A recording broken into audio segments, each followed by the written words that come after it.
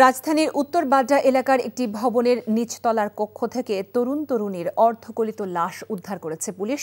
নিহতরা হলেন সাইফুল ইসলাম ও শাকিলা আক্তার।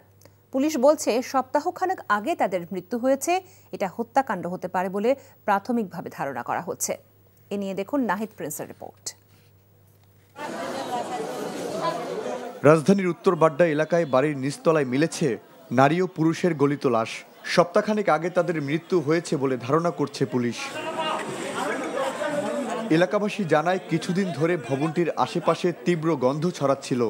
স্থানীয়দের দাবির মুখে বাড়ি পরিষ্কার করতে যান বাড়ির মালিক। এ সময় তিনতলা ভবনের নিচতলার গুদামে তাদের উলঙ্গ অর্ধগলিত লাশ দেখতে পান তিনি।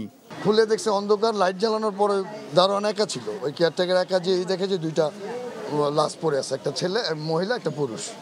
তো দুইটা লাশের মধ্যে দুইজনে বস্ত্রহীন ছিল। মারা যাওয়া যুবকের নাম সাইফুল ইসলাম। তিনি ভবনটির তৃতীয় তলায় একটি মাদ্রাসার নিরাপত্তা প্রহরীর দায়িত্বে ছিলেন। আর নিহত নারীর নাম শাকিলা, তিনিও একই মাদ্রাসায় পরিচ্ছন্নতার কাজ করতেন।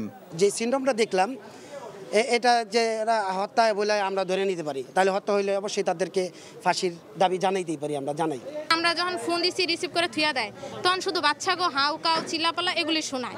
আবার কিছুক্ষণ পরে ফোন বন্ধ করে দেয়। আবার যখন আমরা ফোন দিই তখন আবার চুপ করে থাকে, কোনো সারা শব্দ নাই, বা গুঙ্গানোর কোনো শব্দ নাই, কথাবার্তার কোনো শব্দ নাই। শব্দ শুনলে তো বুঝতাম যে আমাকে লোক কথা কইতেছে না অন্য কোনো কণ্ঠ চিনতে পারতাম। কোনো সারা শব্দ নাই, অর্থাৎ আমগরে নিশ্চিন্তা রাখছে যে তারা ঠিক আছে। মারা গেছে যেহেতু পৌঁছে গেছে, তাহলে ওই যখন থেকে মারা গেছে তখন থেকে হ্যাঁ ফোনটা রিসিভ করতেছে, এমনকি হ্যাঁ সমস্ত কথাগুলি সে শুনতেছে আর মজা নিতেছে। পুলিশ জানায় লাশগুলো গলে যাওয়ায় শরীরে কোনো ক্ষত ছিল কিনা তা বোঝা যায়নি। কী কারণে তাদের মৃত্যু হয়েছে তা ময়নাতদন্তের পরে জানা যাবে। হয়তো হত্যা হতে পারে, আমরা তদন্ত সাপেক্ষে এটা সুনির্দিষ্টভাবে বলা যাবে। এবং তদন্তের অংশ হিসাবে মৃতদেহ দুইটাকে ঢাকা মেডিকেল কলেজ মর্গে পাঠানো হয়েছে। Nahid Prince, NTV news, Dhaka.